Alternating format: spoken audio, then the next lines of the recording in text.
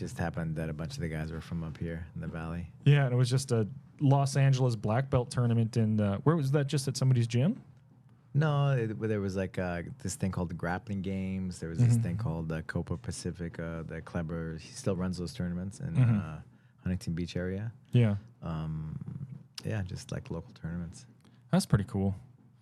Yeah, like and they would just match me up because there weren't that many black belts back in those days, so they would have to. It was like a super fight. It was like a it's part of the gig. Yeah. Yeah. And That's neat. They would take care of me and they'd help me with my trip. You know. Oh, that's awesome. Yeah,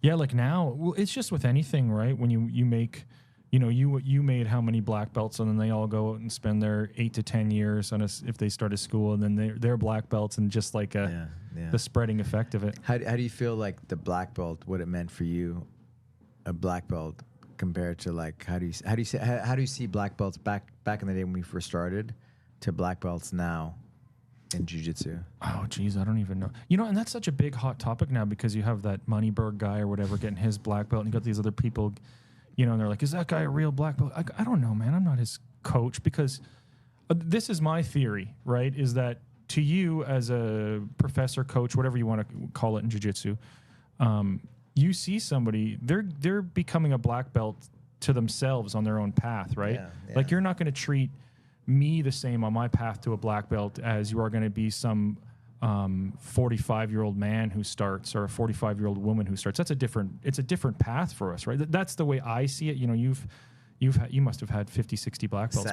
Yeah, over 100, I believe. Yeah, over 100, and you see their path. You're there to like Savage came in here at 67 years old, right? 67 years old, he came in. He's a black belt now, and he put in his time. But like, he's not gonna. Well, Savage is a different thing. Level. Yeah, but like most of these people, they're not going to be this high level, world level guy. Taps out everybody who comes in the gym. It's like, you know what I mean. If you're a 130-pound woman, you're not going to be tapping out 250-pound CrossFit guy who's been training for a year and a half. You might be able to. You have way better chance than anybody else in the world who does, but it's not like, I don't know. So whoever that guy, whoever Moneyberger, whoever, and seen him on his path and decided that was, he's earned the right to be a black belt at that point. That's his path. Yeah.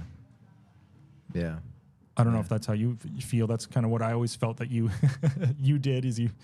Yeah, where people are at, right? It used to be different, right? Because especially when I was starting out, like if the person got a black belt, they're like representing you, right? And like, so they have to be tough. They have to be great. Yeah.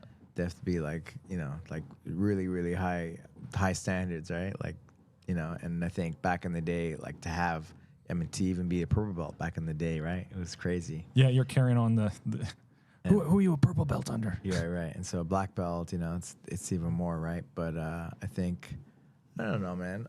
I think the biggest thing, right, is like the lifestyle and being healthy, bro. Like, you're a dad. You have a lot of stuff going on, right? Mm-hmm. And just to have this in your life still, right? Yeah, and being healthy, staying in shape, and I mean, like, what is that worth? Again, what is that worth? Mm-hmm. So you have to see, we're here to serve and help people, right?